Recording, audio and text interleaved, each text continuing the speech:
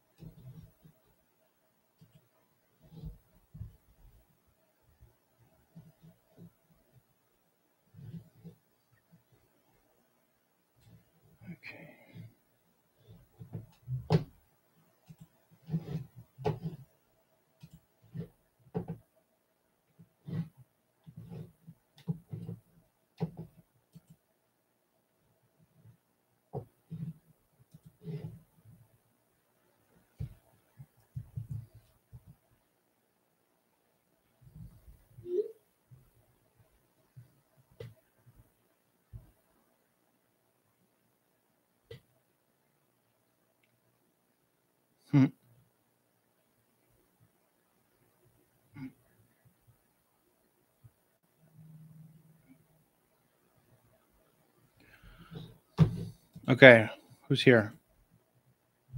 Nope. Anybody here? Fuck that up. Oh.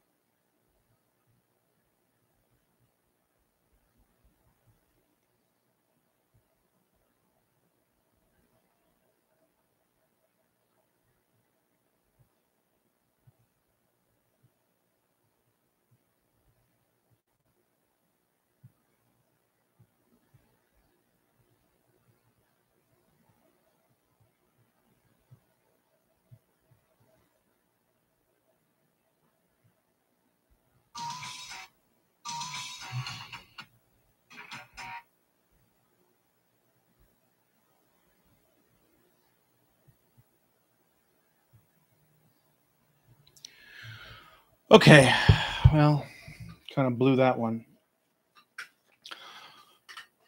Let's try. Can you hear me? Okay, you can hear me now.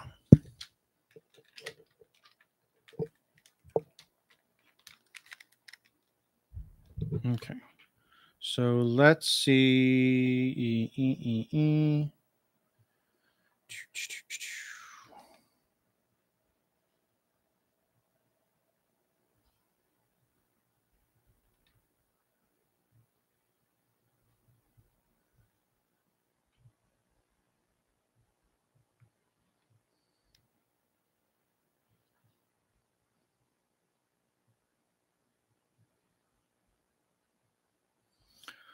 Okay, so anyway, I had to start again. You can hear me now? Hello? don't have anybody in the chat to let me know. Nope. Can you hear me? I see.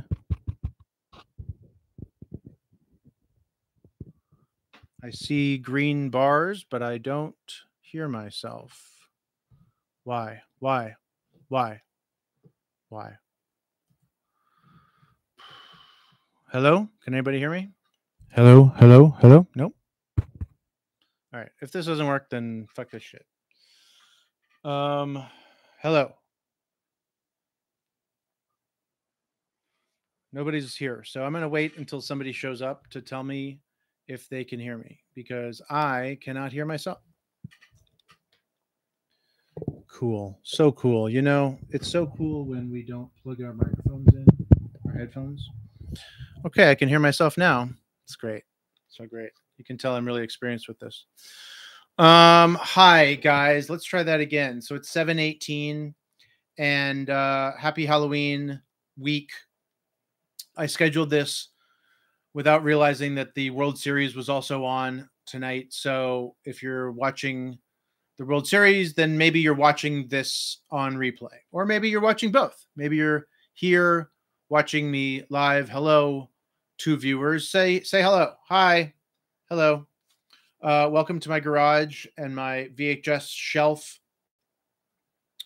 We're watching Ghostbusters tonight. Ghostbusters is one of my favorite movies. When people ask me, what are your favorite movies of all time? I say two movies. I say Ghostbusters and Back to the Future. Those are the movies that I watched as a kid.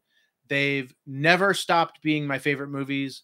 I love them. I know them both word for word. They're just great. They're great movies. And you know, do they hit me emotionally? No. Are they profound works of art? Well, an argument could be made. But they are just two movies that grabbed me as a kid and have never let go. And I'm 47 years old and still love them. Now, do I also love other movies that are great works of art? Yes, of course I do. I have tons of movies that I love that are amazing. So I already put this in the VCR, but this VHS is the VHS that I got as a kid in 1985 or 6 or whatever. It doesn't have a bottom for the tape to slide out like most of them do. You have to open the side and take the tape out. I already took the tape out and put it in the VCR. So the way that these watch-alongs work is I can't legally play the movie as I'm watching it because of YouTube copyright standards. So I'm playing the movie on my TV screen, my TV VCR screen, and you should play it on your computer or laptop or TV and watch it along with me. And that's it. That's why it's called a watch along. So I did not see Ghostbusters in the theaters. I saw it we rented it for a birthday party and I fell in love with it. And then we taped it off of TV back in the 80s when movies used to air on TV. On ABC, they used to air with commercials. NBC, CBS, they used to air with commercials, and we would pop a blank tape in the VCR, hit record, and if you were good, you knew how to pause the commercials out in a really seamless way. And I think I did that. I think actually, now that I'm remembering it, the first time maybe we recorded it with commercials and then I recorded it again and I was able to pause the commercials out. And so I wore that tape out, watching it over and over again, never got sick of the movie. And then eventually my parents got this beautiful VHS for me for Christmas. And so I'm going to talk all about Ghostbusters and my love for Ghostbusters and show some of my Ghostbusters thingies. But let's play the movie now that we're running a little late. So I'm pressing play, and I'll let you know when the Columbia Pictures logo pops up.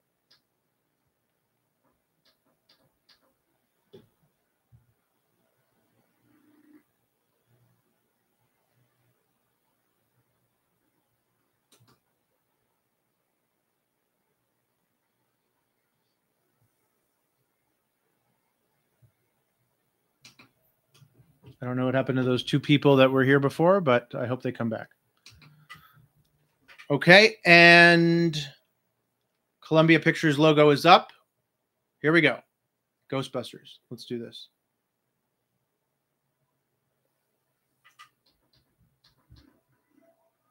I've always loved this music that opens the movie. You know, the movie, even as a kid, it did scare me. I mean, there were moments, even this first shot, the way the music hits on the lion in front of the New York Public Library.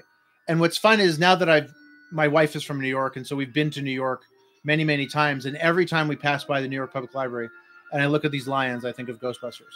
And it's such a foreboding shot. I was actually reading in this book that I love and unfortunately did not get through enough, that Ivan Reitman, the director, made architecture a really big part of the movie. So opening with the lion and then there's other gargoyles and things seen throughout, and especially at the end when the terror dogs show up. So it was really great to read this book. I love this opening scene because, you know, I don't know where we are. I mean, I know where we are. We're at the New York Public Library. And for me as a kid, seeing all these books, I was like, wow, this was unlike any museum that I had ever, unlike any library that I had ever seen. And I love this scene, the sequence with this librarian walking through and putting the books on the shelves. And then you see the books just kind of slide by. So this is great. So this is when the librarian is walking by the cards. I forget what they're called. And the drawers start opening and the cards start flying out. And apparently they put little tubes in each of the drawers and shot air so that the cards would fly out. But look, if you look at the end of the hallway, I always thought that there was a ghost out of focus at the end of the hallway. See, it kind of looks like Slimer. They never specify what it was, but it always looked like an out of focus ghost. And so we have this great shot tracking this woman. She comes around the corner and then her scream goes into the logo. I mean, it's so cool. So cool. And the logo is slightly different than this one. The circle and the bar is thinner than the final one, but it's great. So and I love this first scene. Venkman Burn in Hell. So good. I want to get a t-shirt that says Venkman Burn in Hell. It's just like right off the bat. So in the first scene, they scare us. Then in the second scene, they establish the humor. And the humor is irreverent. Venkman is kind of a dick, but he's also kind of a ladies' man. He clearly doesn't really give a shit about protocol or, you know, sexual harassment maybe, but it's flirtatious. Okay. He's flirting with the girl, holding up the cards, whatever she guesses is right, whatever he guesses is wrong, even when he's actually right. It's so good. It's so good. And I love this actor who plays this guy. He's just a great doofus. And that little electric shock thing always feels painful. No, I love the way he gets shocked and spits out his gum. This actress, I forget her name. I should look it up. But she played grown-up Cindy in A Very Brady Christmas. So the actress who played Cindy was the only actor in A Very Brady Christmas who wasn't one of the original kids to return. She was the only actor who didn't return. And so that actress played Cindy in A Very Brady Christmas. I bet you didn't know that. Now I need to look up her name. So then the guy gets it. It's a couple wavy lines. Sorry, this isn't your lucky day. Yeah. And then it gets a little creepy for a second with when his hand is by the buzzer. It's just amazing. Okay, so who is this actress? Jennifer Runyon. Jennifer Runyon plays the blonde in Venkman's Office, and then she also plays grown-up Cindy in A Very Brady Christmas. So I'm watching this on my TV VCR in the 4:3 format that I grew up watching the movie in. So we're not watching widescreen. And there's certain moments in the film that I didn't even realize. There were certain things. Once I saw the film in widescreen, there were things that I saw that I had never seen before because they were cut off for the 4:3 version. I love the introduction of Dan Aykroyd. He's clearly like the enthusiastic, excited, scientific guy. Like, we just saw a ghost. Let's go see this ghost. And Venkman's like, I got this girl, man. Like, this is great character introductions. They're telling us exactly who these guys are.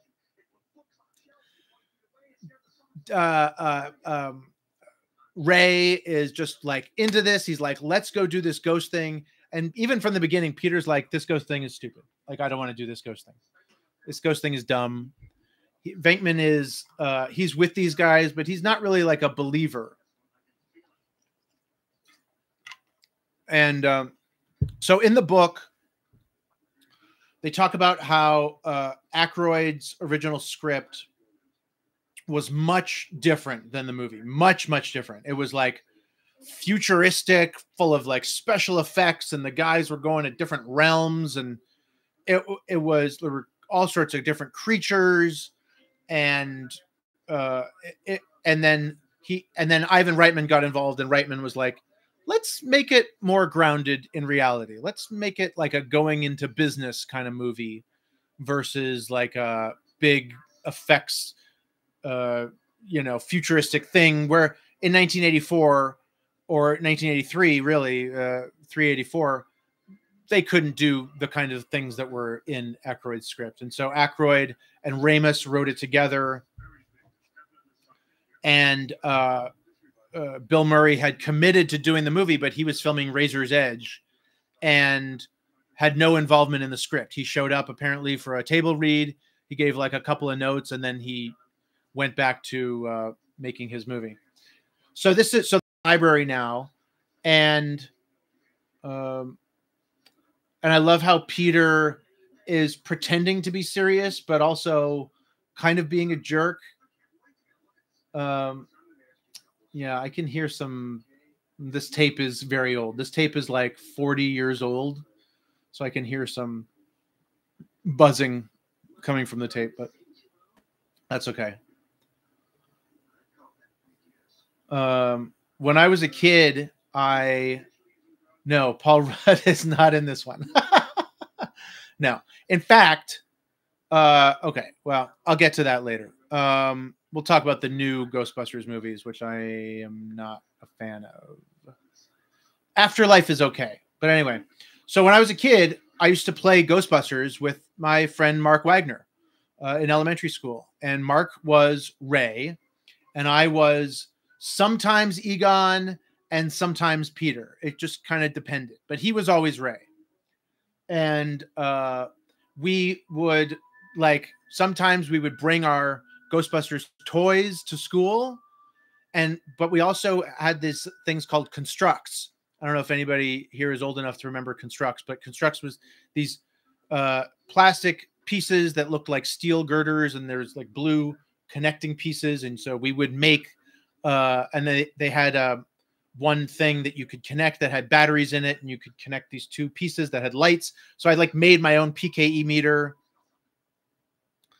and we would walk around the school with our PKE meter. Oh man, we were such dorks,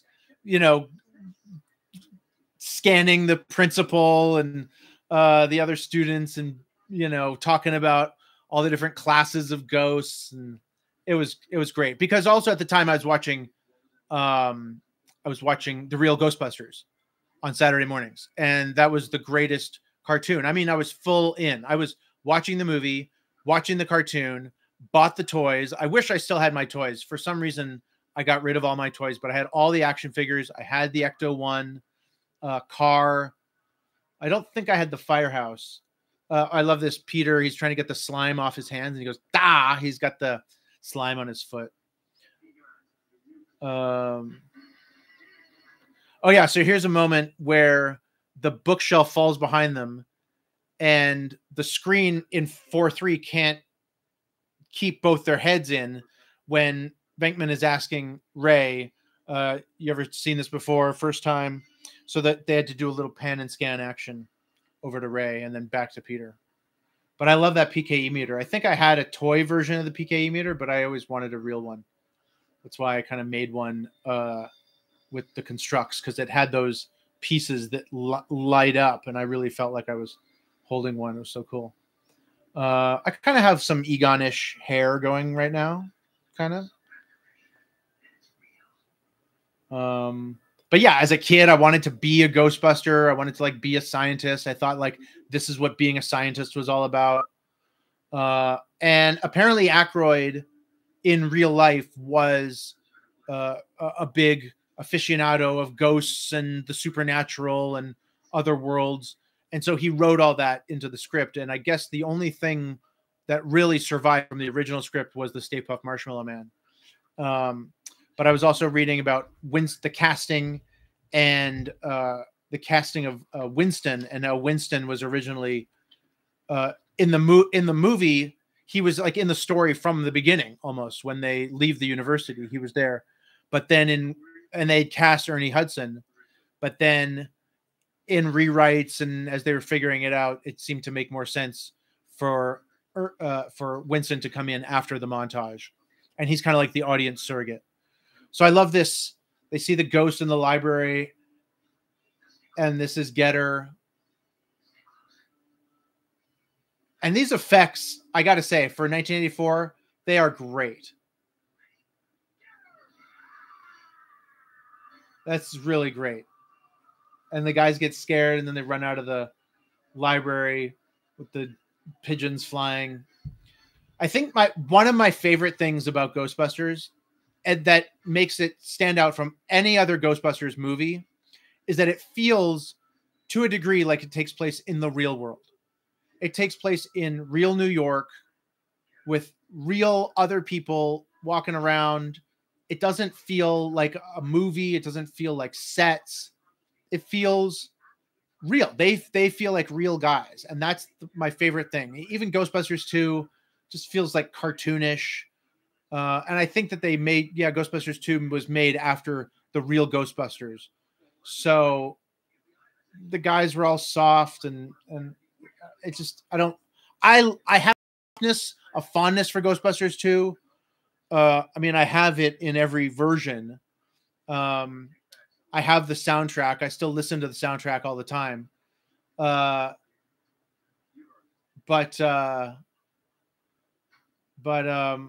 it's not very good. It's like a beat for beat remake of the first movie.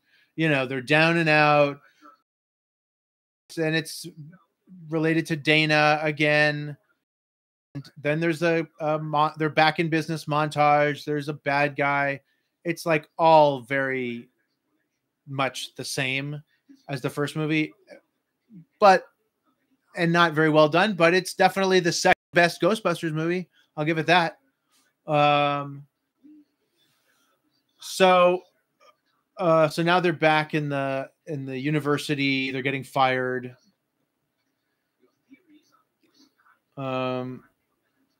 So Aykroyd, Reitman, Ramis, Murray, Rick Moranis, these guys all knew each other from Second City and Saturday Night Live, and they had all kind of like worked together and done comedy together. And so, and apparently John Candy was supposed to play Lewis originally, but he had kind of too many like whacked out ideas for who Lewis was going to be. And then, so they brought in Moranis, and Moranis added a lot of the stuff about being the the accountant, and having all of his clients over at the party instead of friends.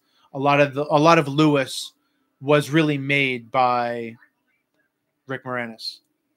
I love this scene with Ray and Venkman outside the university when they talk about going into business for themselves and they're drinking the liquor. You just see the city life behind them. It just feels, in every scene, it really feels like these guys are in the real city. It's not extras. I mean, it is extras, but it doesn't feel like extras. I love how serious Egon is all the time. All these guys are so distinctly different from each other. I mean, if you look at the background actors in the scene, some of them, it looks like they're looking directly at the camera. So who knows? Maybe they just did go out into the city and shoot this. I don't really know, but it always feels so real, and I love it. And the movie does a really good job of setting up the guys before we get to Dana. They lose their jobs. They decide to go into business for themselves. Then we're at the firehouse. I love Egon's speech about the firehouse. Like, we should absolutely not do this. And then Ray is just like slides down the pole. And he's like, this place is so cool. And they're like, okay, I guess we'll take it. It's so funny. It's just such like really great like economic storytelling. Apparently they handed in the script, the shooting script, in October of 1983. And the film was released in June of 1984. So the movie should have not worked at all. That should have, it's just one of those movies where literally every decision that they made along the way was right. All right, here we are about 15 minutes into the movie, and we're getting to Dana. And there we are. We see her cab pulling up, and there's another in the foreground. And what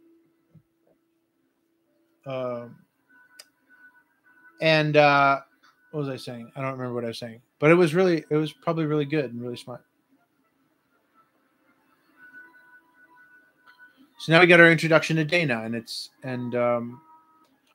I was talking about the timeline that they started working on the script like a year before the movie was released. And movies sometimes can take 2 years of writing, pre-production, shooting, post-production. The entire process for this movie was really fast-tracked.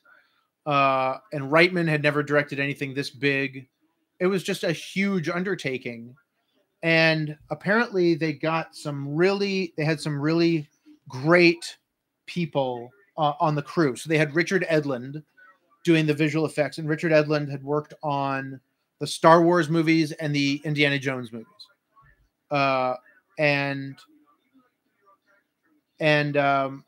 They had also had Laszlo Kovacs, who was the cinematographer who did Easy Rider and 5 Easy Pieces. The costume designer from Network, the editor from One Flew Over the Cuckoo's Nest. These were like big people. And what I love about the movie is that it still feels like it takes place, like I said, in the real world. The cinematography is not overly stylized. And I love that Lewis always locks himself out of his house. All right, now we're at the commercial for the Ghostbusters that Dana is seeing as she comes in her house, which is, I guess, like she comes in and her TV is on. Does she comment on that her TV was on? Oh, no. Lewis comments that you left your TV on, which means that the ghost turned on her TV. And thank goodness that the ghost turned on the TV, because if the ghost didn't turn on the TV, then she wouldn't have seen the Ghostbusters commercial, and then she wouldn't have thought to call the Ghostbusters after she finds the terror dog in her refrigerator. I love this shot kind of slowly moving in on the eggs. And I had never noticed for a long time that she bought Stay Puft marshmallows, and that the package of Stay Puft marshmallows is sitting there on the counter right next to the eggs. I don't know how they got these eggs to pop like that. And what I love about this movie is, obviously for 1984, it's as practical as possibly can be. If this movie was made today, so much of the stuff would have been done CGI, and you would be able to tell. It would feel fake in a way, kind of like how Ghostbusters Frozen Empire feels basically fake throughout the entire movie, because they didn't even shoot in New York. It's like the whole thing was shot on like a green screen soundstage. So that was our first viewing of the terror dog inside her refrigerator, Zool, and it's pretty terrifying. The movie does a pretty miraculous job of walking that line between being scary and comedic, and it's constantly crossing that street over and over again. It's so great. So now here we go. Ray pulls up with the car that becomes the Ecto-1. Only 4,700. 4,800. Damn it.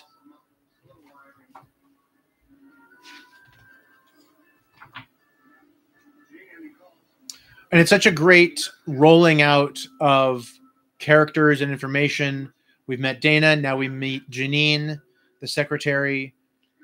And again, Janine is pitched just enough that she could be funny and kind of a comedic character, but not over the top like she is in Ghostbusters 2, where she's way over the top with the goofy hair and the glasses, which I think is meant to match the way Janine was created for the cartoon. So I showed you my Ghostbusters VHS, which is the same VHS that I've had since I was a kid in 1985 or 86. I also have Ghostbusters 2 on VHS, which somehow is not the original Ghostbusters 2 that I had as a kid. And I don't know why. I don't know. But I just actually recently got this. I like to buy all my VHSs in the wild, and I recently finally found this. I didn't order it or anything.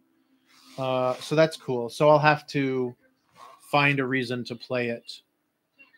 And a lot of the people on the crew are different, although Ramis and Aykroyd wrote it. I'll talk more later about what I don't like about it. But I also have the cassette soundtrack. This is the actual cassette soundtrack that I used to have. This was, I think, actually the very first cassette tape that I ever had. Maybe Def Leppard Hysteria. Maybe this was the second, but pretty early. And I've listened to this. I've listened to this tons of times. There you go, kids. Cassette tapes.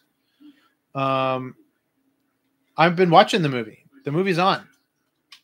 I can't play the movie because I can't play the movie on YouTube because of copyright.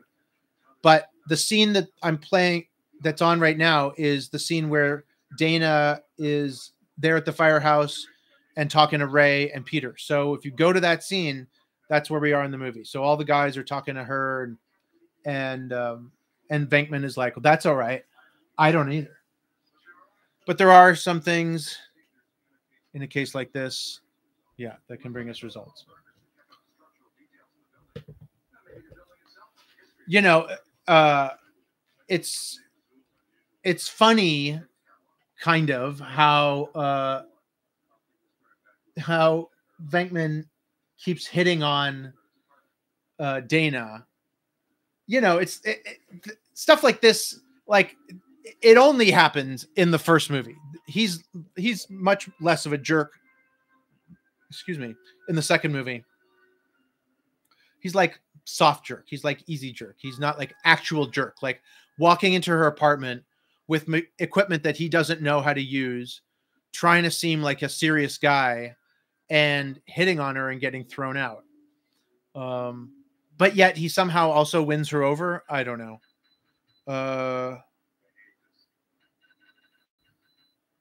Okay.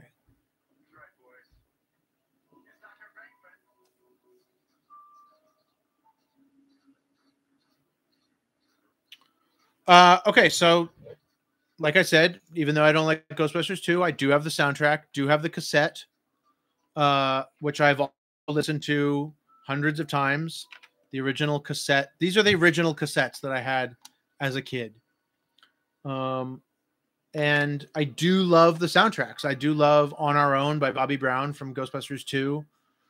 And the two Bobby Brown songs are great. Spirit by Dougie Fresh is great. The version of Ghostbusters by Run DMC is, I think, quite underrated. Enough love. On Our Own is the famous song. The Run DMC version of Ghostbusters. So let's see. I also have the movie in this cute little pack, 2-pack.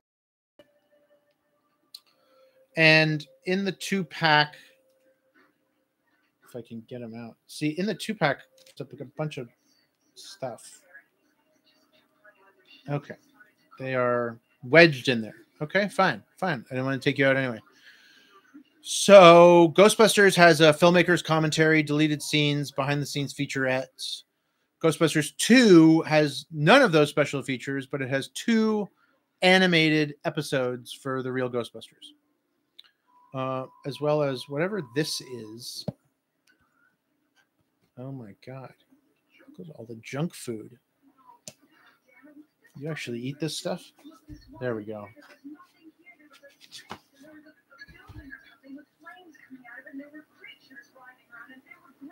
Snarling. I heard a voice say Zool.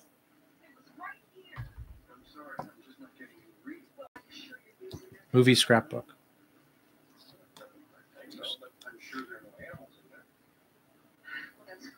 Ghostbusters began as Ghostbusters, Dan Aykroyd's original screenplay in which he and John Belushi traveled through space and time in pursuit of ghosts.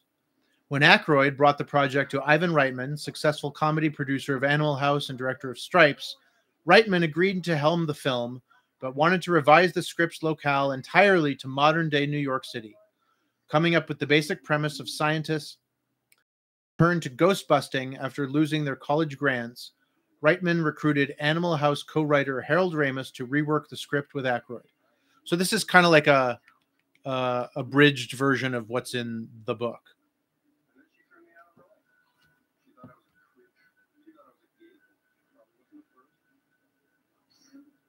So this is so weird. So she says, "You're so odd," and then Venkman turns around as if he's, what, gonna kiss her? I mean, he's in full-on like sexual harassment mode right now. And she's like, "Get out of my house." And I don't know why I like Venkman. It's Bill Murray. It's just all Bill Murray. Any other actor would not have sold it, but he does. He sells it. And I guess he basically decides after that moment to kind of like start taking her a little bit more seriously. And the job a little more. Because then in this scene, they're eating the last of the petty cash with their Chinese food. And Egon's working on one of the blasters. And then they get the first call. So the book has some of the original sketches for the Ghostbusters logo. Thanks to everybody for joining in and watching along. How's the World Series going, guys? Let's see. Bottom of the 8th, and the Blue Jays are winning 6-1. It's tough because I lived in Vancouver, Canada for almost 20 years, my entire youth, elementary school, high school, college. And then I moved to LA, and I lived in LA for 20 years or so. So I kind of have a fidelity, I guess is the word, to the Blue Jays. And also they haven't been to the World Series in like 30 years. So Blue Jays. And it seems like they're winning. They are winning in the bottom of the 8th. Good job, guys.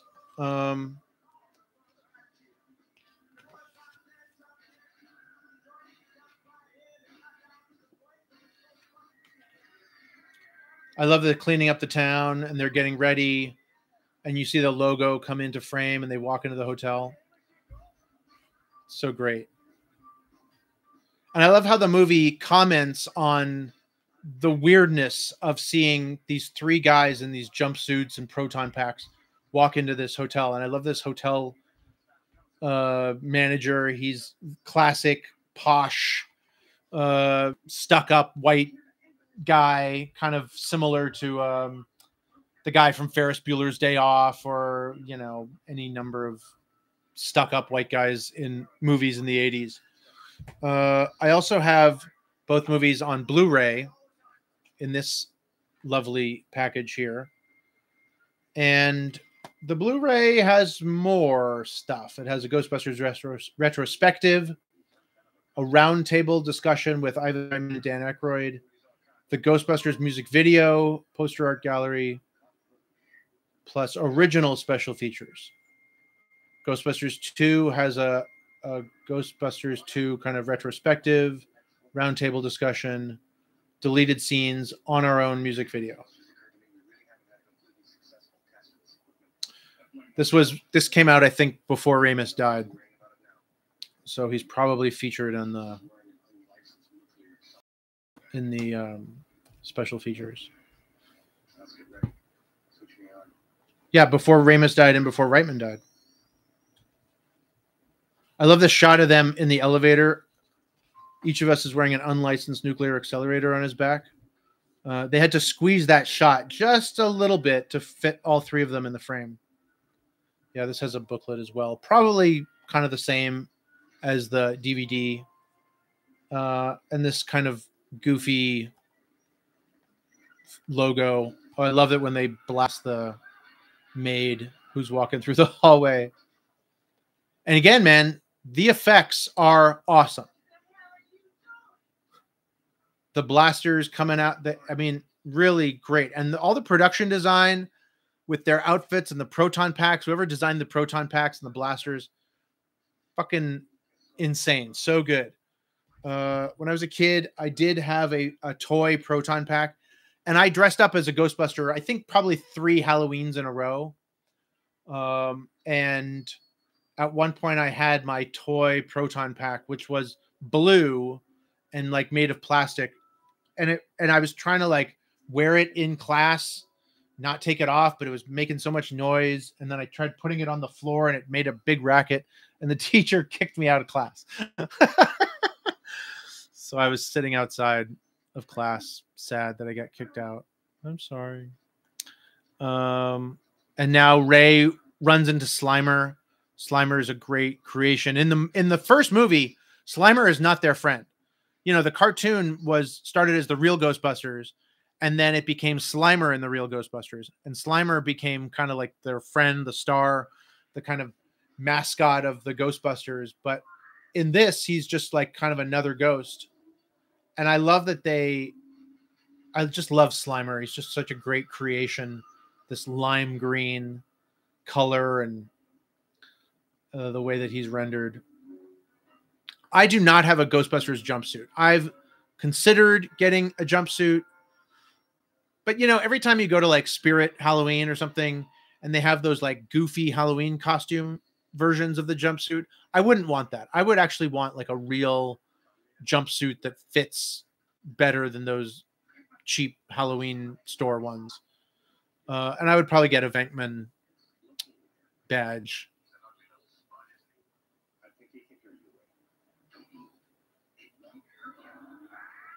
Yeah, like look at fucking Slimer headed towards Venkman. And I love that we don't see him get attacked. We just see the aftermath with the immortal classic line among many classic lines. Here we go. He slimed me.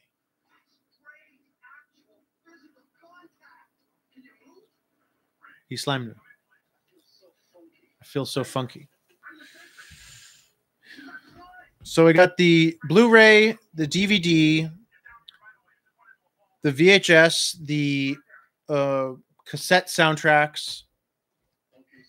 I, for some reason, only have the CD soundtrack for Ghostbusters 2. I don't know why. That I got from House of Records, which actually has the phone number. I wonder if they're still in business. I swear I had the CD of Ghostbusters, but I don't know where it is. Okay, that's the one that got me.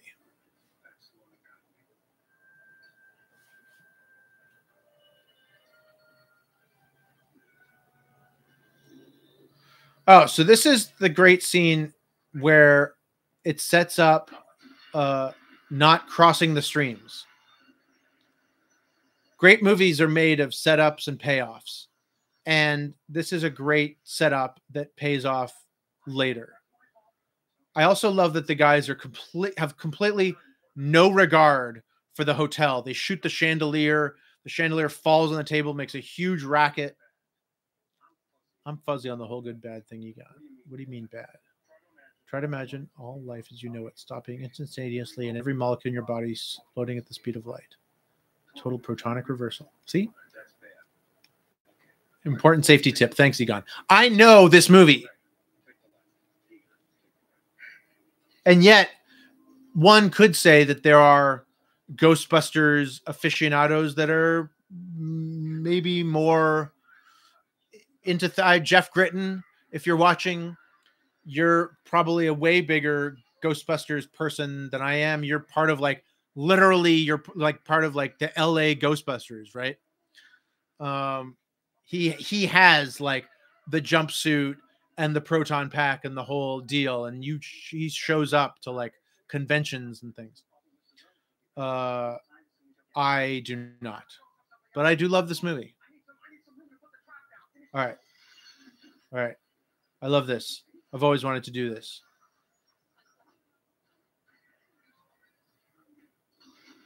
They just fucking chuck the tables.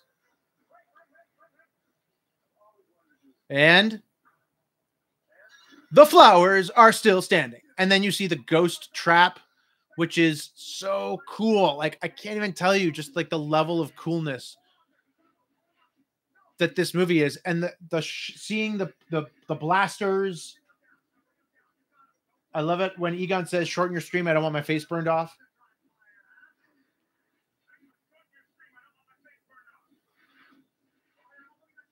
There's like so much tech going on. They step on the trap and the door opens up. He says, don't look at the trap. And then Egon's like, I looked at the trap. Oh, God. And I think I tried to make a ghost trap as well as a kid. If I could make it as a kid, I made it. I would make ghost traps, PKE meters, blasters, proton packs, anything. I would, as a kid, I had a sketchbook. I would always sketch new like Ghostbusters vehicles and gear. I think I still have those sketchbooks somewhere. I have a lot of things in a lot of places. We came, we saw, we kicked its ass. Okay, so coming up, here's the scene. Here, this is like the big scene that I got used to watching in the 4:3 aspect ratio, and when I saw it in widescreen, saw something completely new. So when the hotel manager is asking how much things are going to cost, I didn't know that on the left side of the screen, Egon is gesturing with his fingers the amounts, and that's where Venkman is getting the amounts from. I never saw that before until I saw the film in widescreen. And it was like seeing the movie. It was like seeing a new movie.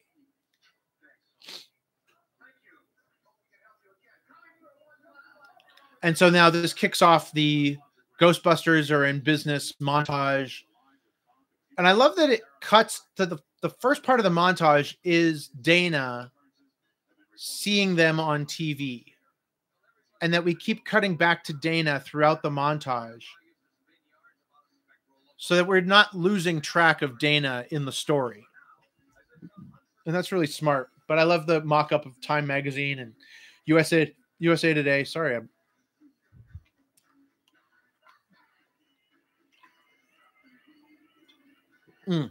So the shot, this always bothered me.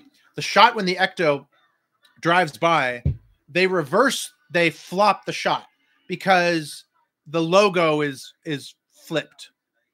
And then now you see it from the same angle, and the logo is. I hate it when they do that stuff, but they did it, I think, for directional reasons. Larry King, there's like real people. Larry King, they're running through a Rockefeller Center with the ghost trap. There's Omni, which was a science magazine. The Atlantic. So it grounds us, continues to ground us in this real world experience. And I think this shot of them running through the city was the first shot that they shot of the film, just of the guys running through the city. Because I think those are not extras in the background. Those are actual New Yorkers. And because Ghostbusters wasn't a thing, and I don't even know if they knew who Murray and Aykroyd were at the time, they were just guys running through New York City. It's not like they hadn't seen weird people running through New York City before. A dose of a freaky ghost, baby. You better call Ghostbusters. Oh yeah, I'm gonna put the watch along on my other Facebook page.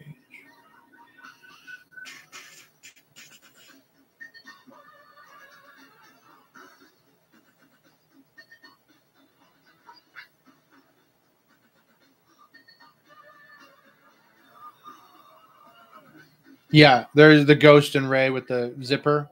I never saw that part as a kid.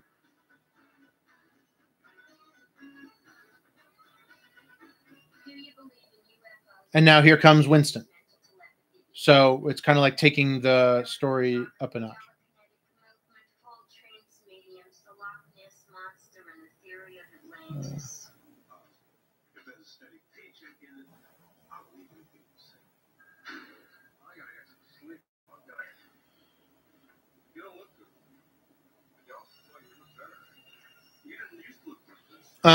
And this was such a smart idea to make the Ghostbusters guys like blue collar guys. I mean, even though Venkman is kind of a dick, like he's not better than anyone. I don't know. It's just something about making them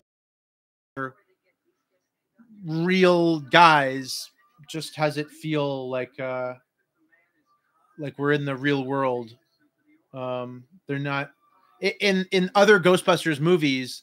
The characters exist outside of the real world. They're movie characters. Even the versions that exist of these guys in Ghostbusters 2 is removed from the real world. The 2016 version of Ghostbusters, directed by Paul Feig, with Kristen Wiig and Melissa McCarthy and Kate McKinnon, is not good. What scene are we on? Venkman is outside of Dana's concert. She just saw him. He was just doing the little hop thing. And so she's asking, do you have some information for me on my case? That's where we are.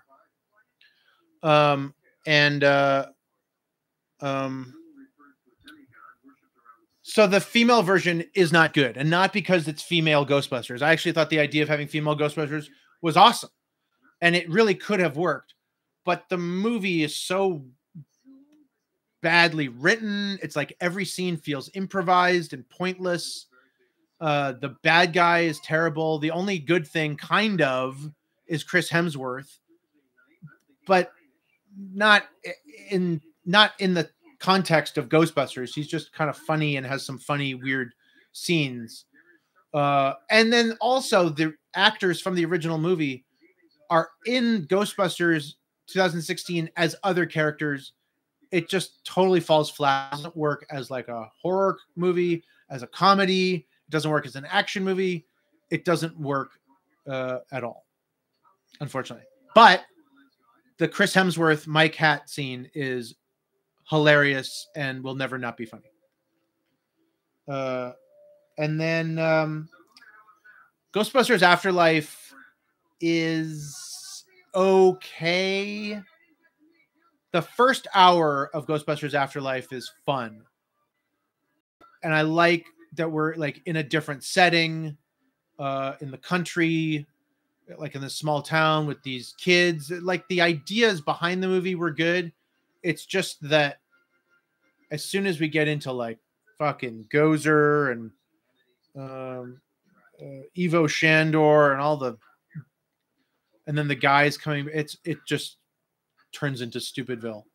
But the midpoint scene where they're racing around in the Ecto and they're chasing the ghost through town, that's like the best scene in Ghostbusters Afterlife. It has a good score. It's like pretty well shot. Jason Reitman directed it. But it's not like I'm against having the old guys come back. It's just the way that they came back was stupid. They just kind of like appear out of nowhere, like in the middle, in this farmhouse in the middle of nowhere. Like, what did they walk through the crops like in Field of Dreams? It's like, it's just nonsensical. And just felt like all the worst aspects of fan service. So much about that stuff makes no sense, but it's a fucking masterpiece compared to Ghostbusters Frozen Empire, which is easily the worst Ghostbusters movie.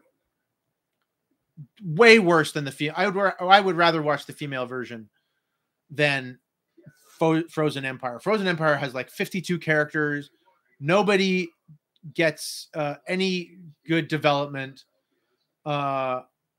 It just doesn't. It doesn't. The old guys come back again. The whole movie feels like it's shot on a green screen. The Frozen Empire thing doesn't happen until the last like 10-20 minutes of the movie. It's just awful. It's awful and boring and wastes Carrie Coon and Paul Rudd and McKenna Grace. Just horrible. However, what's amazing now is meeting Walter Peck, played by William Atherton, who has played a dick in Ghostbusters, in Die Hard, in Die Hard 2. I think he shows up in Frozen Empire, but I don't remember because that movie sucks. And there's no reason for him to show up other than fan service. And, you know, he does play kind of like movie dick in this movie. Like he is the antagonist.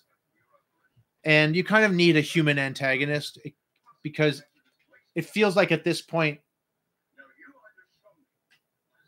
Gozer is like planting the seeds, but we need Walter Peck to essentially unleash Gozer. Man, this book is so great.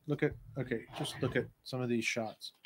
If you don't have this book and you're a Ghostbusters fan, I highly recommend it. It's the making of the first movie and the second movie.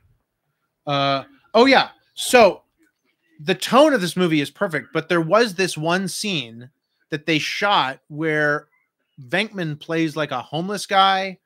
It's, I think, in the deleted scenes, and it's terrible. And thankfully they cut it because it makes no sense. So Bill Murray and Dan Aykroyd in costume as New York City bums, characters ultimately cut from the final film. Thank goodness.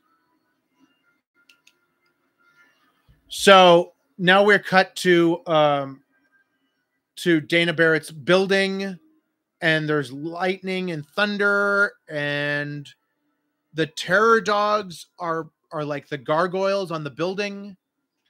And I think that we're starting to see, there's cracks in the cement in the statue, right? The little claws come through. Jay Bender 4467 says, I think House of Records was the joint on Pico just above Centinela where we went on that soundtrack shopping spree for Good Spot. I think you're right, Jay. So that's this. So we did buy this on our soundtrack shopping spree for Good Spot. That was like 15 years ago. Yep. So then there's Lewis's party. I want to show these other two things. Again, I know I say I don't like Ghostbusters 2, but I do have a lot of Ghostbusters 2 stuff. Remember the novelizations of movies? This is the novelization for Ghostbusters 2 with all kinds of great pictures and Vigo. Fucking Vigo. With 16 photos from the exciting new motion picture. Oh, and you see there's this little error where there's no black here. I mean, you know, as a kid, I thought this was pretty cool. The darker jumpsuits and the different kind of slime blasters. And then I also have this official movie tie-in, Ghostbusters 2 joke, puzzle, and game book. They did not mess up the logo in this one. Okay, so Dana had just got home. Lewis is having his party, and Dana's mom called. And there's a great lack of score in this scene, which actually kind of makes it a little creepier. She's getting undressed. Oh, and then the score kind of comes in. And Reitman makes this interesting directorial choice to kind of move the camera around her. The lighting is darker. Her lights aren't on, so it's moodier. And then as the camera comes around, I think we see the door, right? Yeah. And we see the light on the other side of the door, which she doesn't see yet, but we see. We see the light on the other side of the door, and then it catches her eye. And this moment when the claws like jump, like go through the chair scared me as a kid. This whole moment was pretty intense. But this is where the movie gets super intense. And these claws like bursting through the chair, and then Zool is waiting. Oh my God. Like that really scared me. With the red eyes, that is just terrifying. That's terrifying. And now we see that the statue has completely crumbled. And the terror dog. So the terror dog, what, took the form of the statue on the building? Is that correct?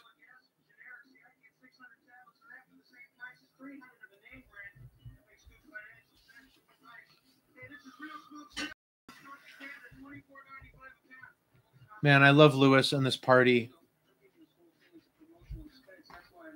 He invited clients instead of friends to his party so he could be a tax write-off.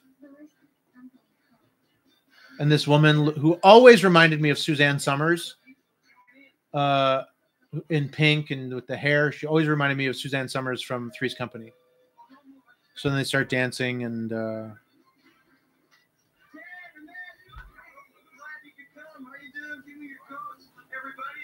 man, this book is amazing. I'm going to keep reading this book. This is stuff with the Ecto-1.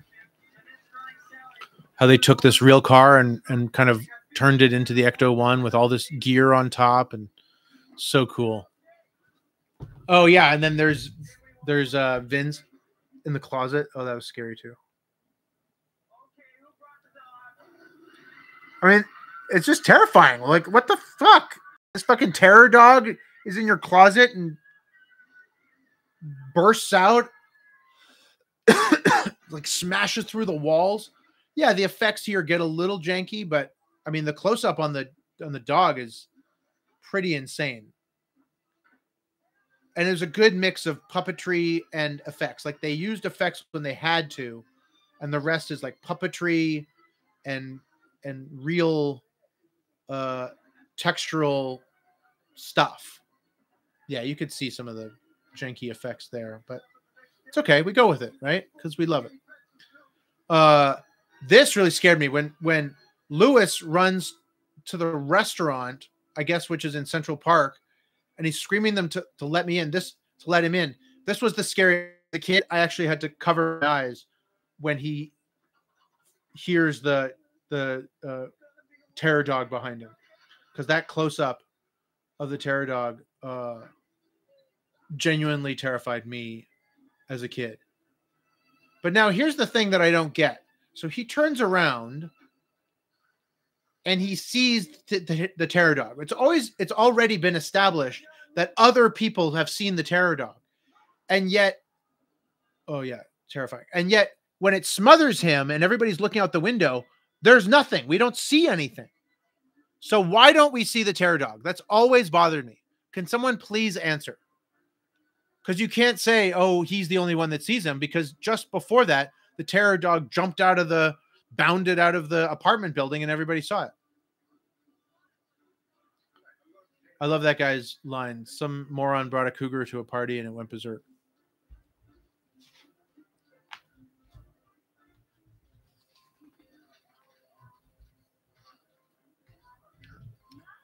I mean, look at these guys. These are just like regular dudes. And I guess these guys were in their 20s, late 20s. I don't know. I always just viewed them as being older, like in their 30s, I guess. I don't know. When I was a kid, I don't know that I even thought about it. But yeah, I guess these guys were in their 20s. All right. So he just knocked on Dana's door. She opened the door in that incredible red dress. And she's like, are you the keymaster? Yeah, because she's now been fully possessed. Oh, I've got something in my eye, dude. I don't know what the fuck is going on. And he looks around and there's slime everywhere. Just so creepy. We must prepare for the coming of Gozer, the Disruptor.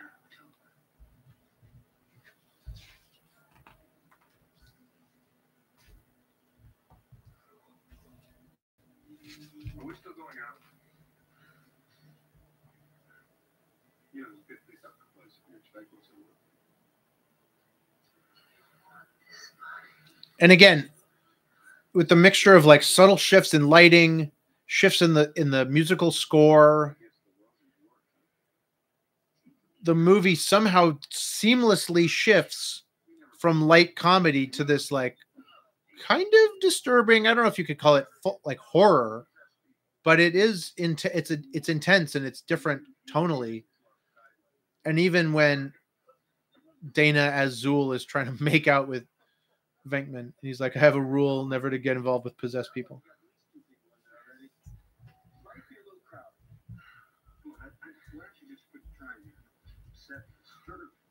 And I love this breathing thing that okay, the Blue Jays won.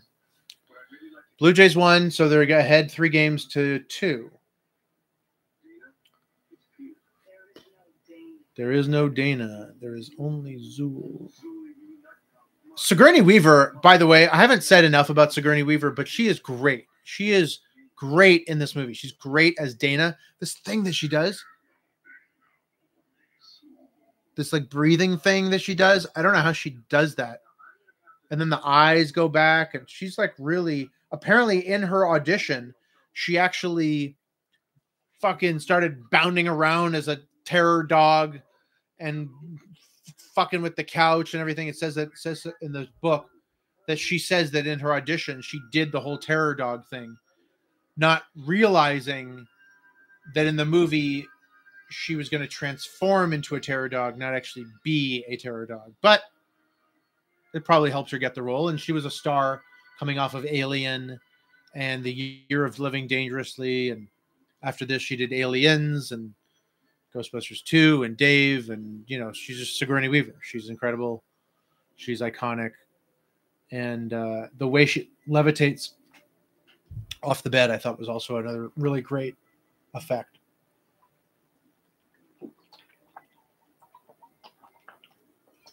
I'd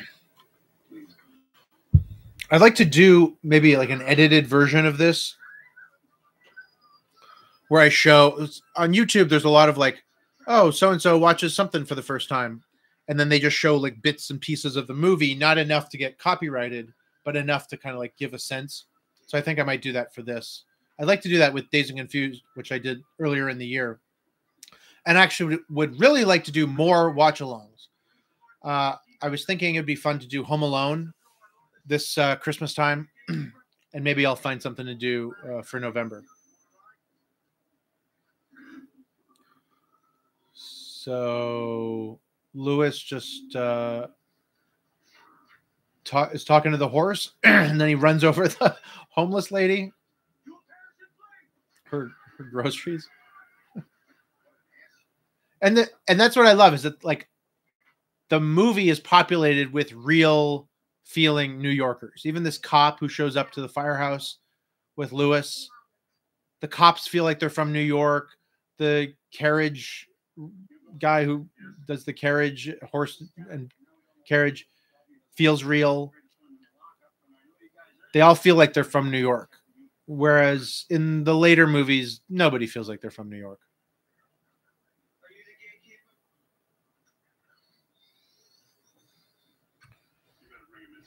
It's just, it's one of those movies, kind of like Jurassic Park, where you think, oh, this is perfect for a franchise, but it's actually not, because they never really figured out a way to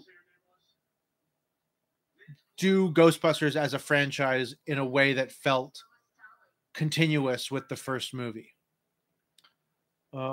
And that's kind of a shame. I wish they were able to make one more Ghostbusters movie that felt even close to how cool and unique and original the first movie feels. And I think part of that is the fact that Ghostbusters 2 came out 5 years after the first Ghostbusters. And I always hated that first scene where they're at the birthday party, Winston and Ray, they're at the birthday party, and they're playing the Ghostbusters theme song that was created for the Ghostbusters movie, as if it was created for Ghostbusters within the movie. It's just like, it doesn't work for me at all. And then the kids say, who are you going to call? And the kids say He-Man. But this is 1989. Like, He-Man was not popular anymore in 1989. He hadn't been popular for probably 2 years. So that felt out of touch. That just like, just Ghostbusters 2. They showed Ghostbusters at the Egyptian in 70 millimeter a couple of months ago, and I was bummed I missed it. I went to see The Whole Bloody Affair at the Vista. Well, Chris Pickens, you had, two amazing things to choose from, and you picked one amazing thing. So I haven't seen The Whole Bloody Affair, and I actually don't know if I've ever seen Ghostbusters in the theater, which sounds insane to say. I feel like I must have. Jay Bender, did we ever see Ghostbusters in the theater? I feel like how can I be alive and call myself a Ghostbusters fan if I've never seen Ghostbusters in the theater? I don't know. But let's just say I have. Because why not? Oh yeah, she's doing this like breathing thing. Which is fucking crazy. I don't know how she did that.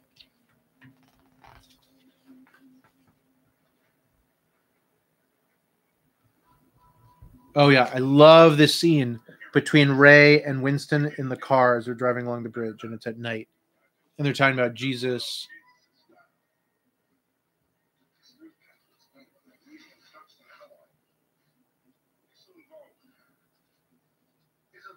We didn't. Yeah. It's another great scene. So Winston was created essentially as like the audience surrogate. He asks the questions that maybe we in the audience would be asking, or people in the audience would be asking, seeing Ghostbusters for the first time. And I like that just for a moment, it gets into the Bible and the religious undertones.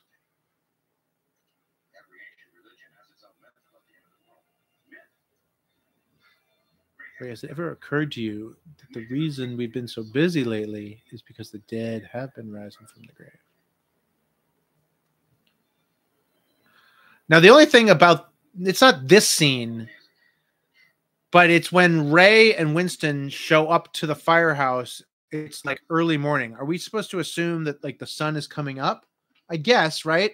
Because when we pull back, yeah, okay, the sun is coming up. So I wonder if they had to go and reshoot that, because now it's daytime. and the EPA and the police are showing up to the firehouse. It's fine. You just roll with it. The guy gives Peck the court order to shut down the containment grid.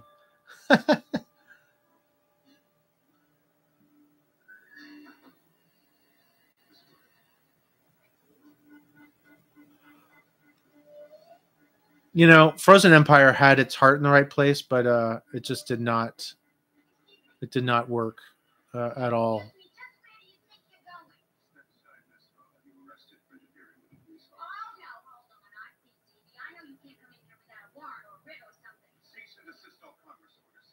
All right, so Peck is telling them they got to shut it down, and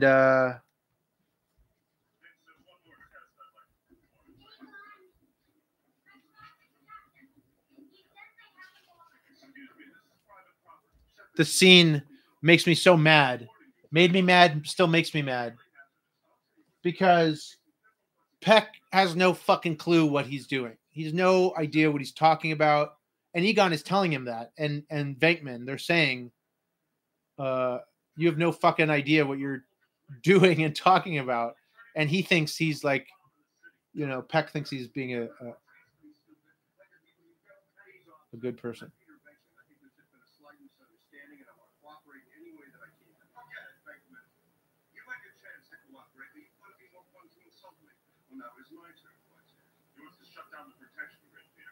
Shut that thing down, and we are not going to be held responsible for whatever happens. No, we won't be. Shut it off. Don't shut it off. I'm warning you. I've never seen anything like this before. I'm not interested in your opinion. Just shut it off. So, I'm sorry, I'm just caught up watching the movie. You do your job, pencil neck. Don't tell me how to do mine. All the insults in this movie are great. Every single one.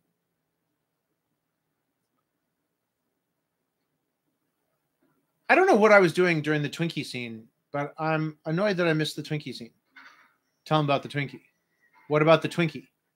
All right, so now they shut off the production grid, which basically fucks everything and allows for all the ghosts to be unleashed and sets us up for our third act, in which all the ghosts are running rampant. Amazing. I love all this stuff with the light, the white light, black, and the sounds. And then they bust through the roof. And I love that timing of the hole bursting in the roof and Dana opening her eyes. It's just like a great editorial choice.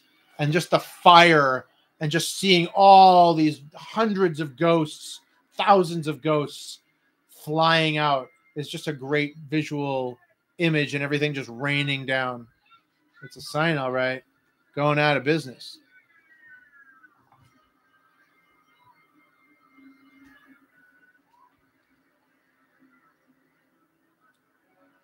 And again, feels like the real world. Feels like real cops, bystanders.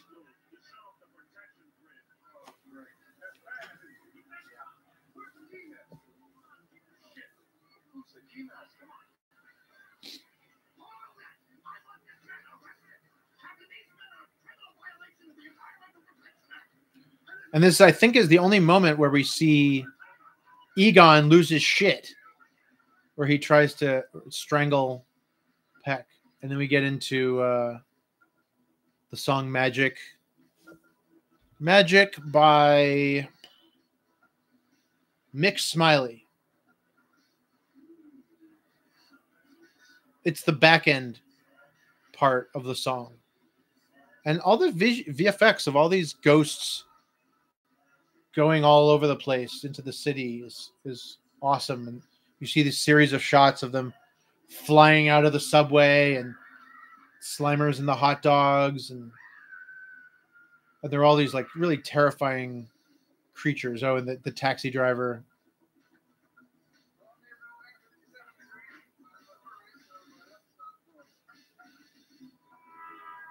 Which always reminds me of Creepshow. Oh.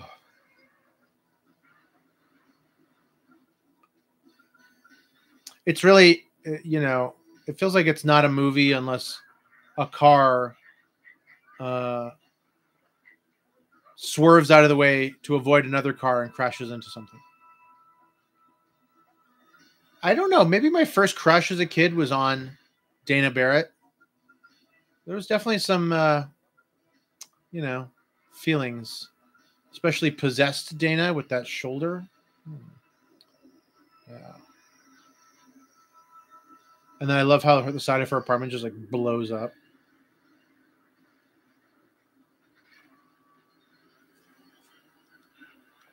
Yeah, that was always where they went to a commercial break. I always remember that. After Dana's apartment blows up and that close up on Dana, that's when they go to commercial break and then they come back with Winston in prison. Hey, guard. And I always love this scene of them with the blueprints in prison and the other kind of prisoners just like looking over their shoulders. Everybody getting this so far? I guess they just don't make them like they used to, huh? No, nobody ever made them like this. I mean, the architect was either a certified genius or an pathetic wacko. Great. For a moment. And these scenes like this are so important because the characters are not just going along with the action, they're discussing the action and like they're arguing and saying like, this doesn't make sense. Like, what are you talking about? Why is this happening? And who is this person? What's really happening? She's not my girlfriend. She's not my girlfriend. I find her interesting because she's a clang, because she sleeps above her covers. 4 feet above her covers. She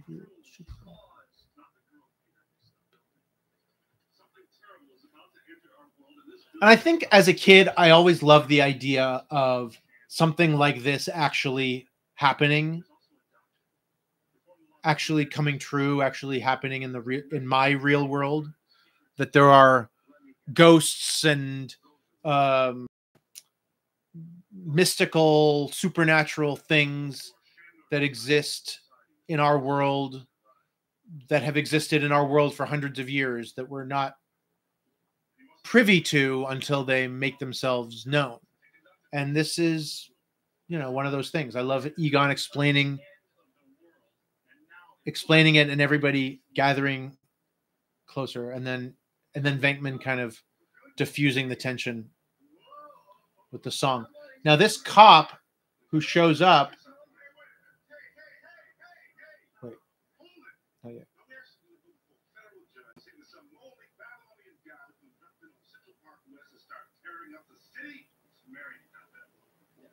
Big difference. Oh yeah, this is Reginald VelJohnson from Die Hard. Amazing. So that means that Reginald VelJohnson and William Atherton both starred in Ghostbusters and Die Hard. There you go. There's for your trivia. And now we got Lewis as Vince. He looks up at the building and we see Dana, and he comes up to Dana, and then Lewis kind of gets his wish, kind of, to make out with Dana just when they're both possessed, which is really funny.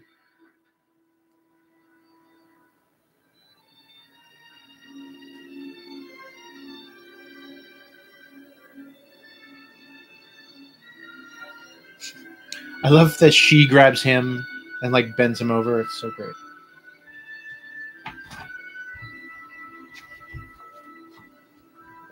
So originally there was this is my favorite picture of the four guys. Originally there was this subplot about Egon and Janine's budding romance, which we get a glimpse of when he's under her desk fixing stuff, and then they hug at the end. Or they hug when she says, "I'm afraid you're going to die," and then they hug at the end, in the end credits when he comes out. But apparently there was all this other story, and it just got cut for time and pace just didn't end up being necessary. I love this actor who plays the mayor. What's his name? I know his name, but I don't remember his name. His name.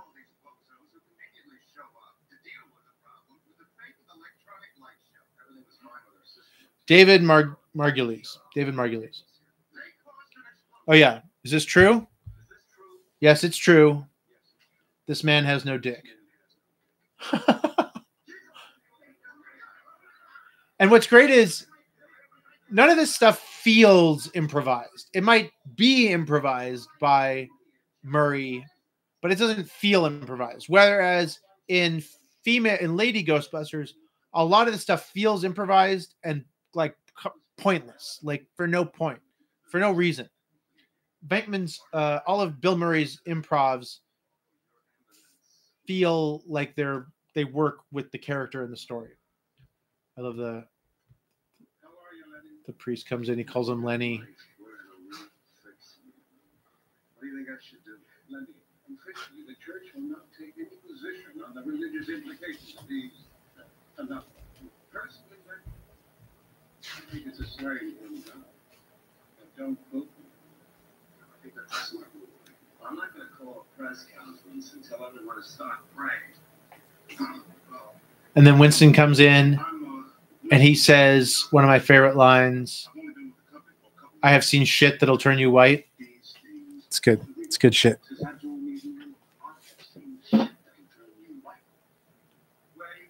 And in the TV version, it's I have seen stuff that'll turn you white.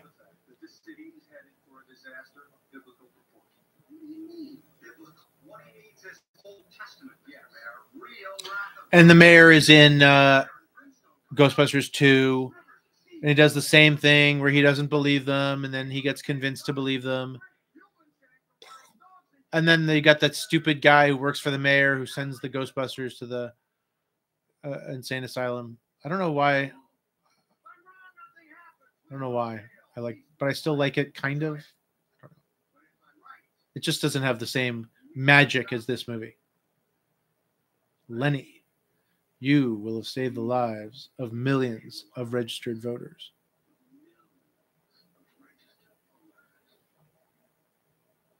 I love how he looks at the priest, and the priest nods his head. And then the look that Peter gives him, like, sorry.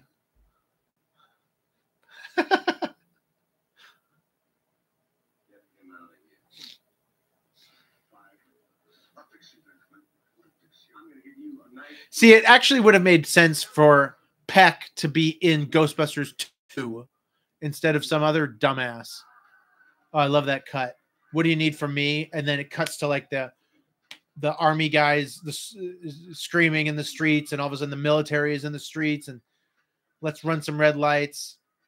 Good stuff. And the song kicks in.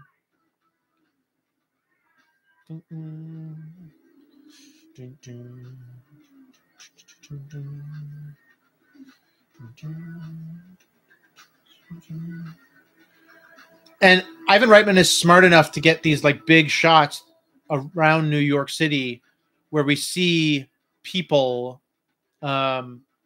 And then all these extras outside the building are so great. You got the priest, you got the metalheads, you got the people protesting, you got the Jews. I don't know. I love it. I love it. I don't love the annoying red-haired guy, which I will get to in a moment. Saving the day. See them driving down the street. So cool. Saving the day.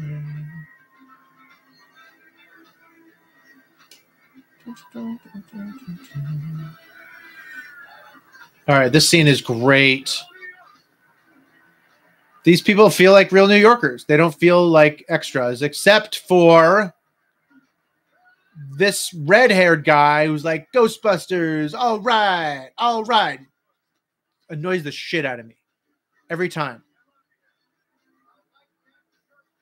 There he is. There he is. Oh, God.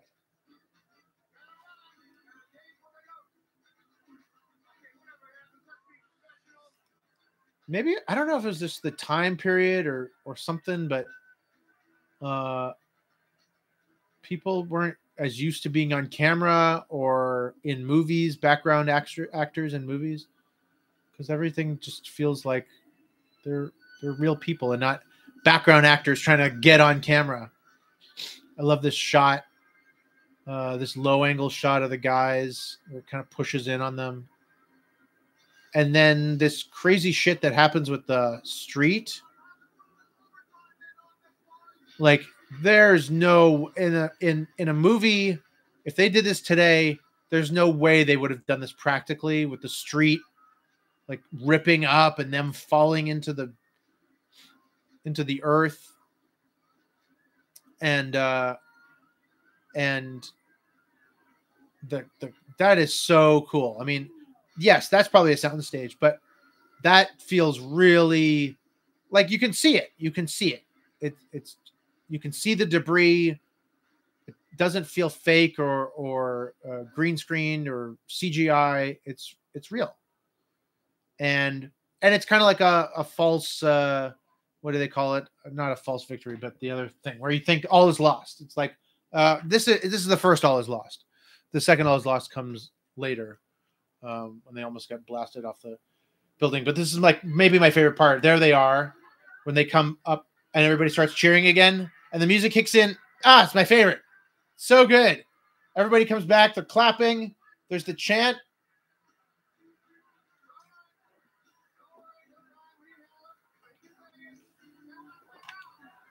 I get goosebumps. I literally just have goosebumps. I just got goosebumps again. Ghostbusters. It's just so great.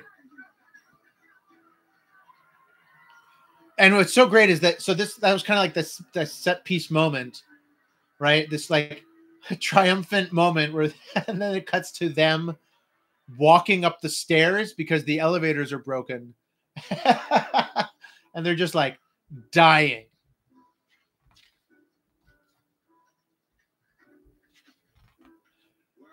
It's great. Just a great, yes, exactly.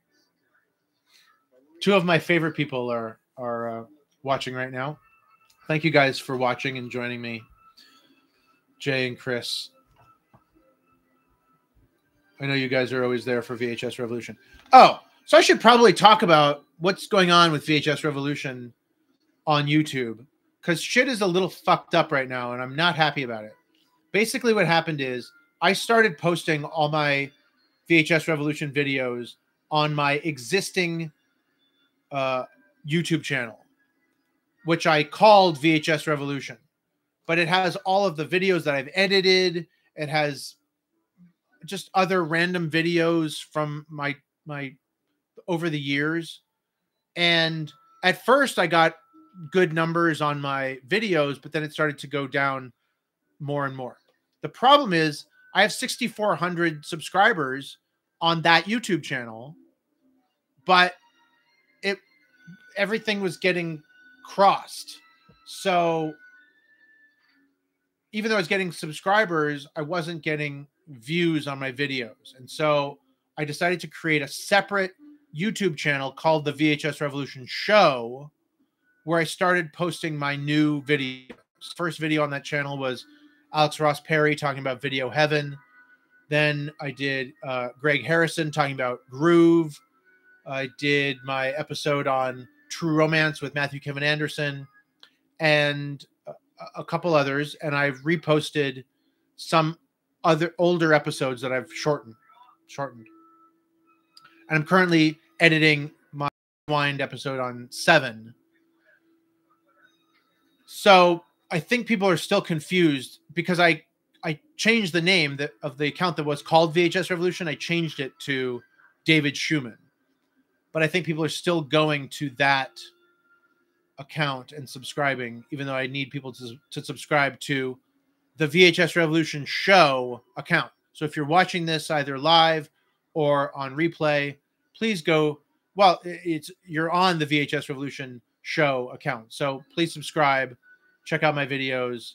I really want to get this channel monetized so that I can do this full time and do these fun watch-alongs and these rewind episodes and interviews with filmmakers. I love doing it, and I would like to be able to keep doing it, but it's also very time consuming. Now here is another immortal line. Okay, so she's a dog. Amazing. So Lewis and Dana have now fully transformed into the Terror Dogs. The gates into Gozerland or whatever it's called are fully open. And it's not like some massive world. I'm sure, actually, had they done this with today's VFX, would be some massive VFX world, which could be kind of cool. But it's basically just this pyramid with the gates, and then Gozer appears. And where's Gozer?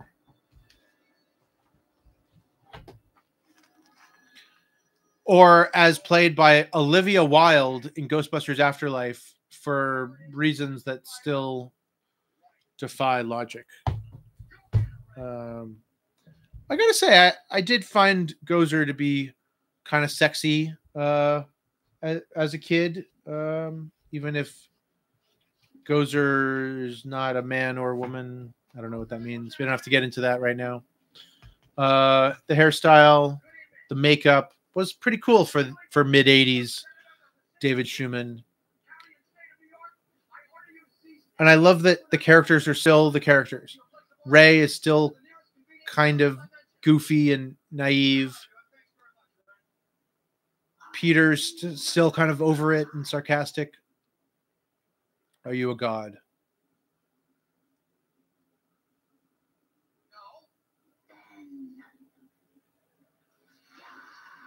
It's like we didn't need Gozer to show up in Ghostbusters Afterlife to do basically the same thing as she does in Ghostbusters. She's there. She's the Terror Dogs, except this time they're Carrie Coon and Paul Rudd. She blasts them, but then it does this like Star Wars Rise of Skywalker Avengers thing where they blast her back, and it's fucking stupid. Oh yeah, Winston. Ray, next time someone asks you if you're a god, you say yes. I love all this Venkman dialogue. This chick is toast. I love this. Grab your sticks.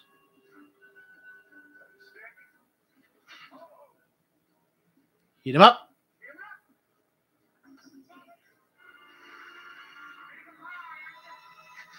Let's show this prehistoric bitch how we do things downtown.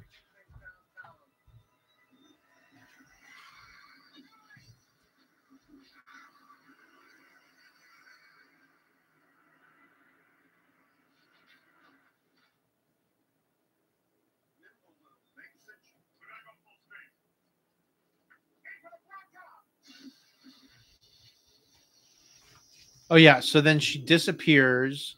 Oh, All Is Lost. So All Is Lost is like a screenplay convention that there always has to be a moment in the third act where it feels like all is lost before the heroes figure out some final plan that they never thought was possible to defeat the bad guy. It's Milla time.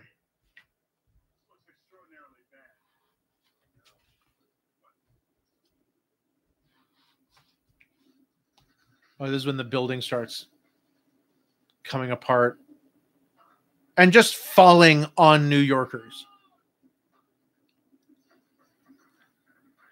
This is so great. Again, there goes gargoyles just falling off of buildings. Where did that gargoyle go? It just like disintegrated midair? Look at that. There's like huge chunks just falling on people's backs.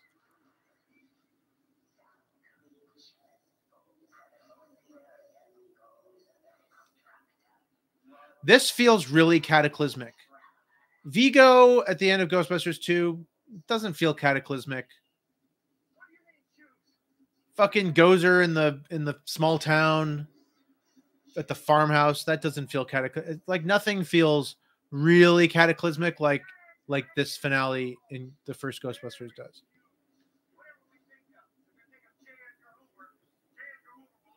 If we think of J. Edgar Hoover is going to come into it.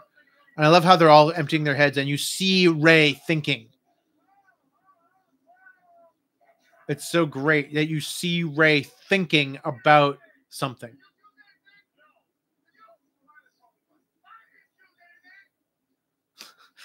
And he knows. He knows. He fucked up. I couldn't help it. It just popped in there. What? What just popped in there? I tried to think. Oh yeah, this is amazing. No, it can't be. I love this. And then you just see the glimpse of the top of Stay Puft's head walking through city. It's a Stay Puft Marshmallow Man. And then you got this unbelievably iconic shot of the Stay Puft Marshmallow Man walking through the city. Of course, the cars are crashing. I mean, that's just amazing. And it still looks very, very real. The practical Stay Puft stomping on the cars with the people running away. That is a brilliant mixture of practical people running away and model work with the Stay Puft.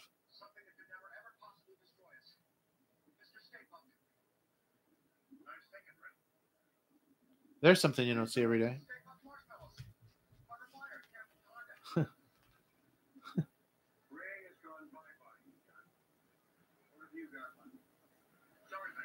And I love that the guys are really terrified. Like, they are freaked out. They don't know what to do.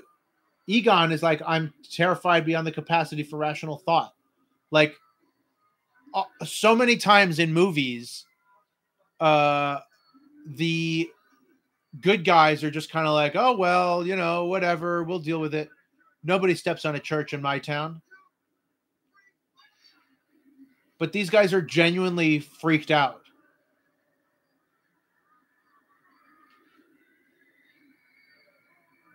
And even blasting Stay Puft doesn't really fix anything. And so then here you go. The only way to defeat the bad guys is to do the one thing they said never to do. And what is that? Cross the streams. Oh, yeah. I like that Venkman line. He's a sailor. He's in New York. We get this guy laid. We don't have any trouble. We could reverse the particle flow through the gate.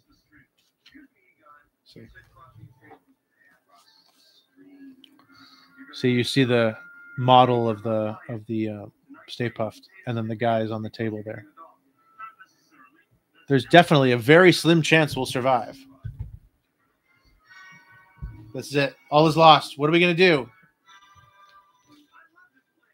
I'm glad to be a part of it. Let's do it.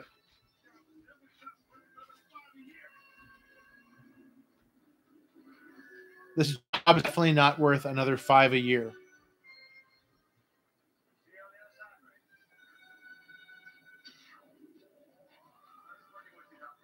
So they fully expect to die, right? They fully expect that this is the end, that they're fucked.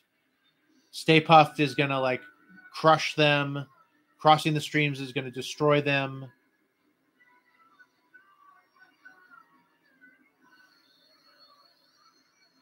And there's no real logical reason why this should work. I'm sure the filmmakers probably spent hours on the science and the logic of all that. I love how the building just explodes. And I love in the sky, the way that the cloud dissolves, it looks like the face of Stay Puft. I always thought that was such a great touch. I don't know if they did that on purpose, but I always noticed that. And then I love this, how this marshmallow just falls all over everybody, and it just dumps on Peck. I always thought that would be such a great feeling to be dumped on, have marshmallow dumped on me, but it's shaving cream. They dump shaving cream on. It's not real, guys. It's not marshmallow. And then the top of the building is destroyed. They're all covered in marshmallow. And they've survived. But not... I love this. I love how they all have different amounts of marshmallow on them.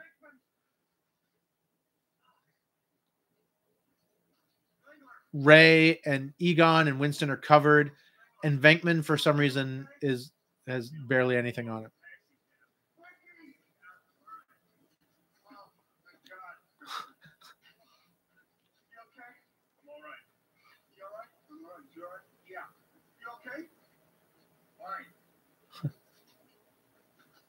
Smells like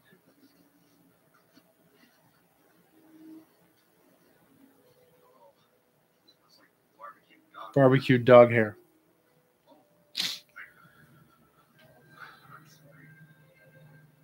I'm sorry. I just forgot. Ray covered in marshmallow. And then oh, they're still in there. They're in there. We can break them out. They're still alive. This is great.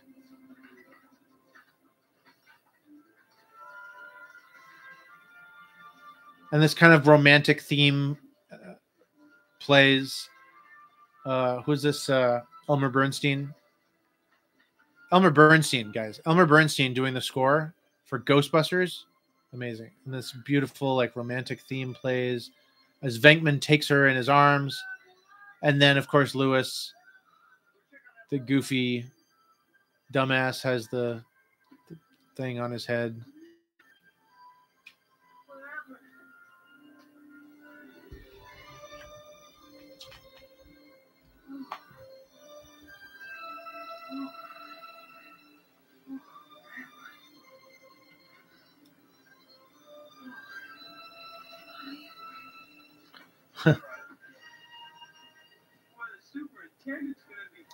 And I always loved this ending when Winston said, "I love this town," and the theme kicks in and the end credits start rolling, and we see like the resolution as they take off their proton packs, and Venkman and Dana finally kiss. Okay, we're not there yet. Hold on.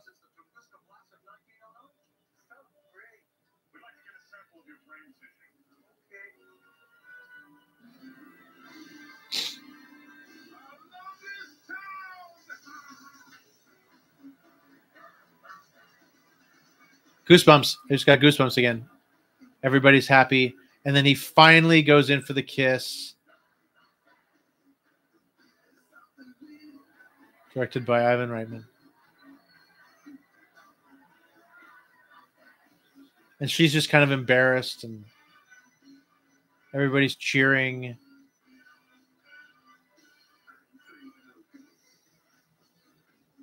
I love Ray lighting the cigarette in this shot. It's great. You know, I'm not really a fan of Dan Aykroyd as an actor. I think he's most of the time like really hammy and not good, but he's great in this one. He's great in Ghostbusters. Very natural, very funny, just perfect.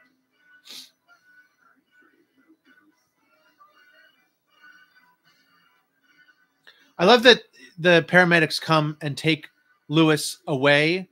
So often in movies, at the end of like the big cataclysmic action sequence, everybody just like goes home. But yeah, I love Ray shaking the cop's hand. He's all destroyed as well. Like everybody gets really banged up in this movie. Not just the Ghostbusters, but everybody. And then the theme song by Ray Parker Jr. Amazing. I never get sick of it. It takes me back to being a kid, loving Ghostbusters.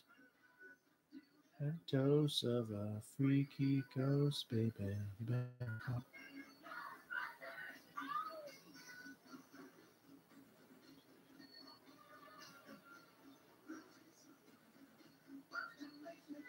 Bustin makes me feel good.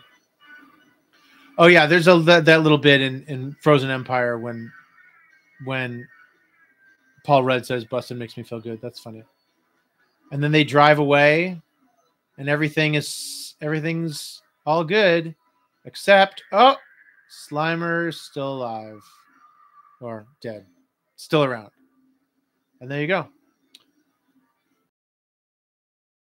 Anytime I was at a birthday party or had a birthday party, want to watch this movie. I remember one of my birthday parties, we were watching Ghostbusters and the credits came up, and I liked watching the end credits of movies, much to my friends' dismay. I always used to like watching the end credits, and I remember we were watching the end credits and somebody's mom came to pick them up, and my dad made me turn it off. So I couldn't watch the end credits that time, which for some reason was really upsetting for me. I don't know why I couldn't just stop it and then just watch the end credits after my friends left. But I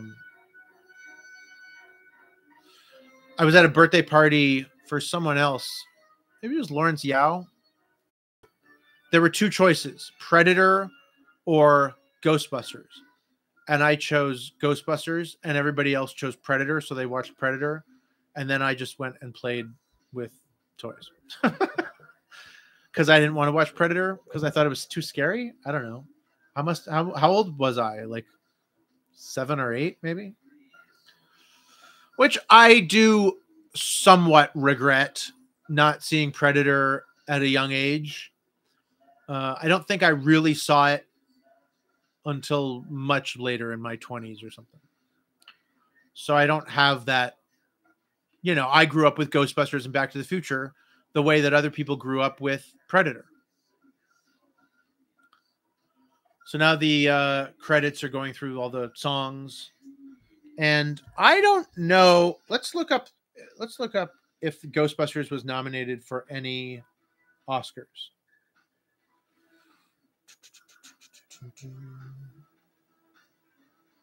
Ghostbusters. Best Actor, Bill Murray. No, just kidding. It was...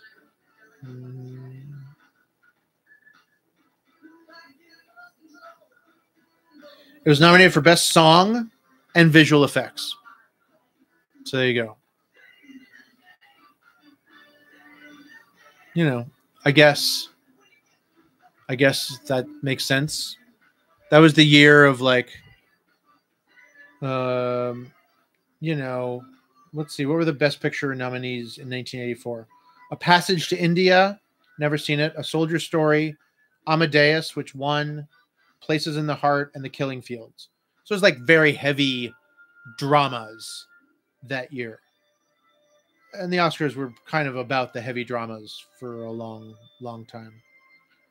But I don't care, because I love Ghostbusters, and I will always love Ghostbusters. And I never get sick of it.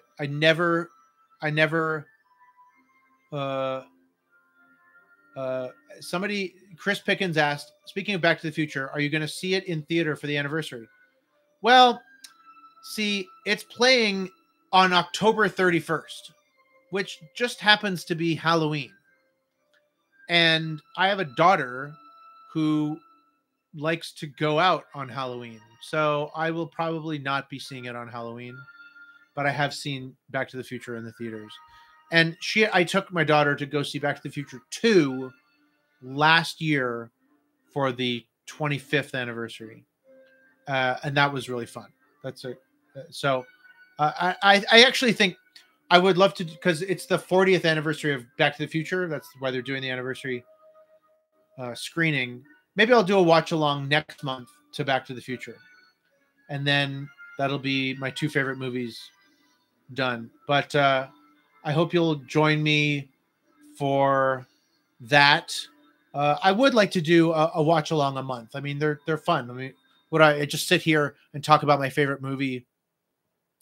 And I do happen to have a Back to the Future book as well. So every movie that I've done a watch along for, I've had a big making of book for.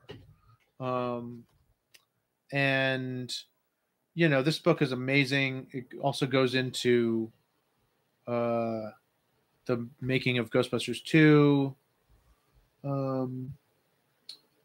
Eugene Levy, playing Louis Tully's cousin Sherm, helped free the Ghostbusters from the psychiatric hospital, but ended up on the cutting room floor. There's Eugene Levy. And there's Vigo. And the actor who played Vigo was in Die Hard 2. No, he was in Die Hard.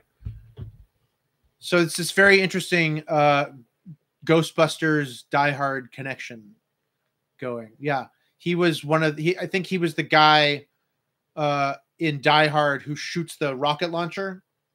They blow up the police tank. I think that's right. Anyway, I think that's it. I don't know if anybody else has any questions or anything. I hope you enjoyed this.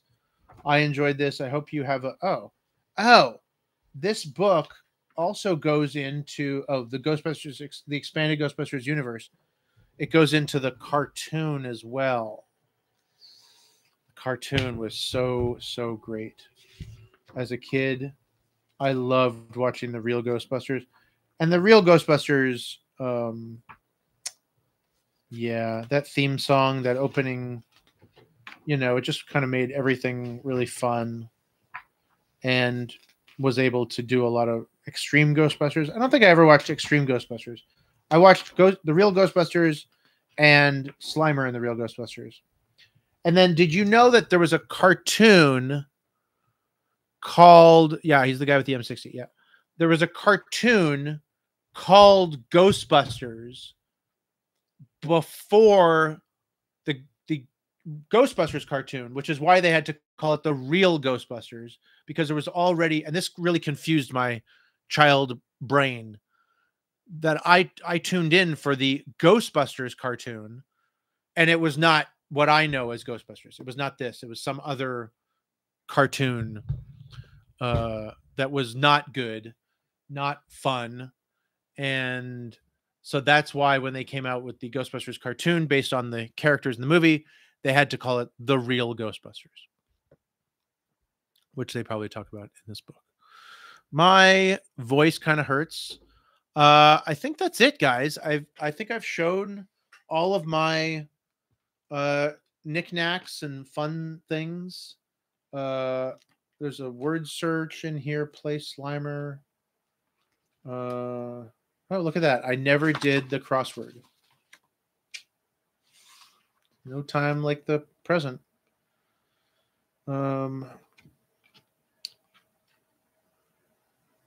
That's so great. Okay, so I love Ghostbusters. Ghostbusters is amazing. Happy Halloween. Thanks for joining me. And if you're watching this on the replay, I hope you enjoy it as well. Let me know what you think in the comments. Have a great Halloween. Take care.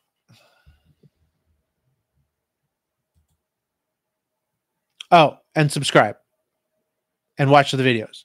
Watch my videos, please.